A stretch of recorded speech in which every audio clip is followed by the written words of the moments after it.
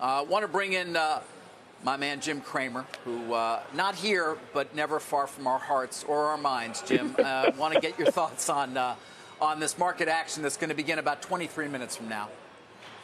Well, first, David, I mean, you're absolutely right that we have to hope that we have the antivirals, because this is something that is already out of the bag in some places.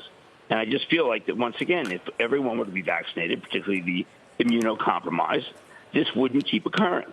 But we obviously are still not doing the job making sure that everybody is vaccinated. So this is just going to be one more, and there'll be another and another. And it's not it has to be eradicated, or at least be controlled, and we're not doing that. So, David, I've got to tell you, when I read that there's one in Belgium and one in Botswana, we're going to wake up next week and find one in this country, and I'm not going to recommend anybody buy anything today until we're sure that isn't going to happen, and I can't be sure that it won't. Right. Although it's important, Jim, to point out, and we'll hear from Meg Terrell shortly, I mean, there's very little we know at this point.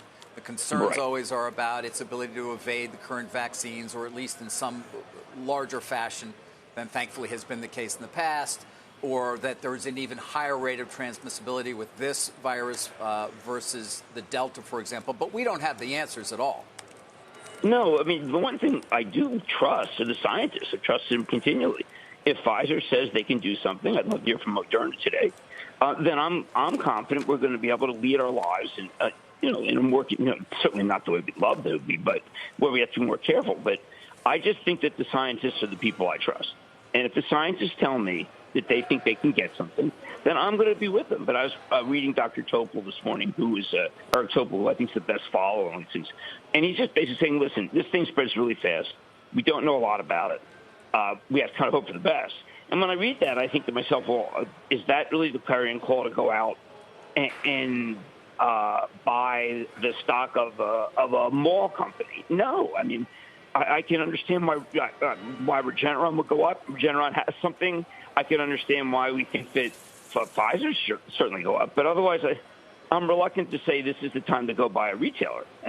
Or go buy a cruise ship company, because there'll be people who are much more risk averse than you and I, and refuse to believe that the scientists can get this under control. So, it's not a buy opportunity, not a buying opportunity. Right. So, do you think some of these moves, and we're looking at the cruise lines right now, all down almost 10%. And again, we haven't begun trading it. Let's make that point. 20 minutes from now, we will. You think these moves are justified, then, is what I kind of hear you saying, Jim.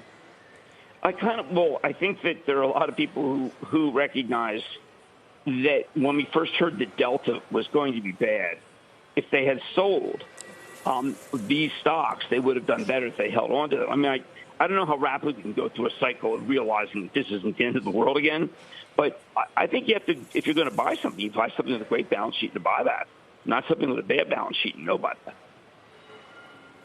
Jim, it's Morgan. How real is the risk of potential lockdowns here in this country? I mean, we're seeing it in other parts of the world right now, and I would have thought up until a couple of weeks ago that maybe that wouldn't be the case.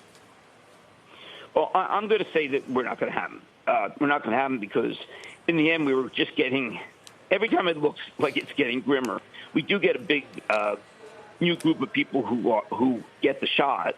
There is going to be real imperative to get the booster, because obviously we see some real limited, let's say we see a big decline in the power of these things after 6 months. So I think I don't see any lockdown here. I think our country is getting better and better and better. But at the same time, unless we, I don't want to say that we should not have traveled from Europe, but Europe's got to get it together. And Europe is way behind us now. After being ahead of us, there are certain countries that don't seem to they just will not take the vaccine. So, Morgan, I don't know. I mean, I think, again, I don't want to be in anything that's travel-related today. That's the stuff that goes down. You get that stuff on Monday.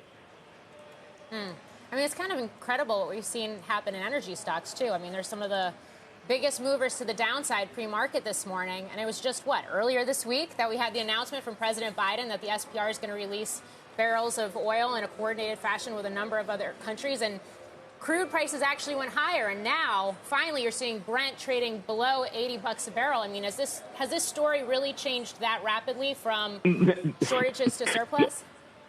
Great question, Maureen. And I'd say no. I mean, I just was looking through the stocks and I was thinking, all right, Chevron is going to be able to pay its 5% dividend no matter what. They've just got so much cash, and oil's not going to go back to 50. If I had to start buying something today, I would be looking to buy Chevron if it went to 5%. It's 4.5% yield right now. That would be a great call because there is demand for oil. There will be travel.